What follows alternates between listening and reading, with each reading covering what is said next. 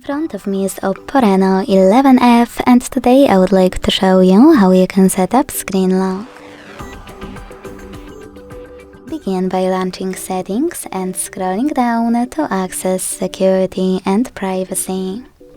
Then scroll down and tap on device unlock. Following that, select screen lock and click on one of those locking methods to apply the best one for you. In my case, pattern. Then wait 5 seconds and hit OK before creating your locking method.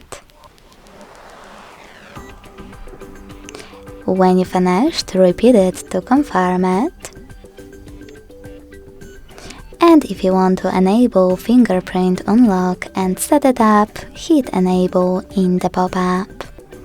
If you don't or you want to do it later, select cancel.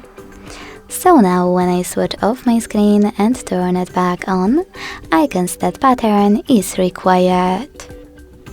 Thanks so much for watching. If you enjoyed this video, leave a like, comment and subscribe. Bye!